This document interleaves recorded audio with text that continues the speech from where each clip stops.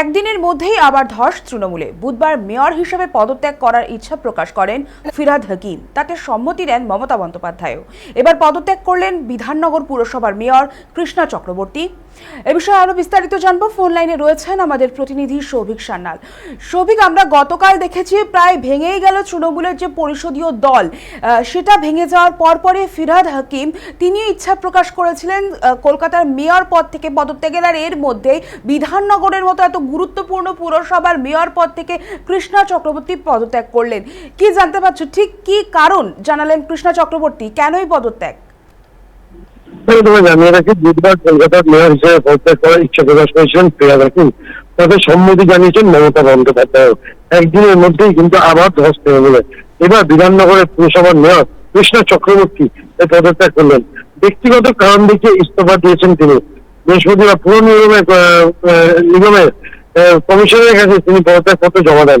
বিধানসভা ভোটে হারের পর এখন কার্যত ন্যায্যবোধের অবস্থা তৃণমূলের। একের পর এক নেতা কাউন্সিলর গ্রেপ্তার হচ্ছেন দুর্নীতি তোলাবাজির অভিযোগে। পাশাপাশি পদত্যাগেরও খুবই বাড়ছে। বুধবার বেলাঘাটা তৃণমূল কংগ্রেস বিধায়ক কুণাল ঘোষ সংবাদমাধ্যমে জানান, ফিরহাদ হাকিম দলনেত্রী মমতা বন্দ্যোপাধ্যায়ের কাছে বারবার ইস্তফা দেওয়ার ইচ্ছা প্রকাশ করেছেন। শেষে সব দিক বিবেচনা করে এই ইস্তফার ব্যাপারে সম্মতি দেন তিনি। কারণ মমতা বন্দ্যোপাধ্যায় চাননি ফিরহাদ হাকিম কোনো অমর্যাদা হোক। সেই মতেই কিন্তু আজকে একই মতে আবার এবার বিধাননগর পুর নিগমের চেয়ারম্যান পদ থেকে পদত্যাগ করলেন কৃষ্ণ চক্রবর্তী। ব্যক্তিগত কারণ দেখিয়েছেন তিনি। তবে তৃণমূল প্রশাসনিক ক্ষমতা হাতছাড়া হওয়ার পরেই রাজনৈতিক অবস্থায় টলমহল। সেই দলে মহাবিদ্রোহ চলছে। মমতা বন্দ্যোপাধ্যায়ের সিদ্ধান্তের বিরুদ্ধে গিয়ে বিরোধী দলনেতা নির্বাচন। একাধিক এলাকায় তৃণমূল নেতাদের পদত্যাগ, দুর্নীতি তোলাবাজির অভিযোগ এই গ্রেপ্তার হচ্ছে নেতারা। এমনকি কলকাতা পুরসভার মেয়রের পদ থেকে ফিরহাদ হাকিমের পরে পদত্যাগ করেছেন। এরপরে কিন্তু পদত্যাগ করলো আজকে বিধাননগর মেয়র পদে থাকা মেয়র কৃষ্ণ চক্রবর্তী।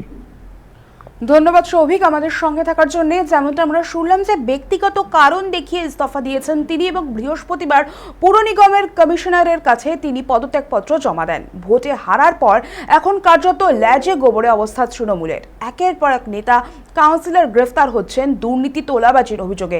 পাশাপাশি পদত্যাগেরও হিড়িক বাড়ছে। এই প্রেক্ষাপটে এবার কৃষ্ণা চক্রবর্তী পদত্যাগ আরও অস্বস্তি বাড়ালো ঘাসফুল শিবিরে।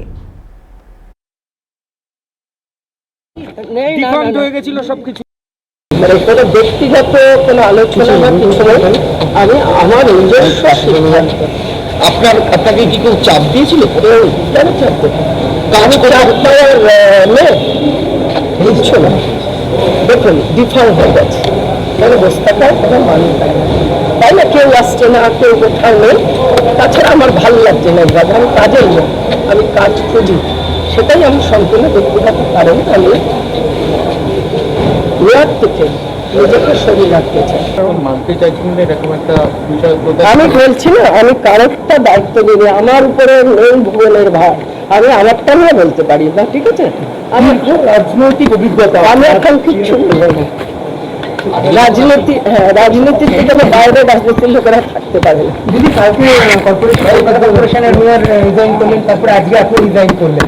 আমার এসবই আমি কোনো সিদ্ধান্ত, আমি তো বলছি আমার সম্পূর্ণ ব্যক্তিগত কিচ্ছু, সম্পূর্ণ নিজস্ব ব্যক্তিগত।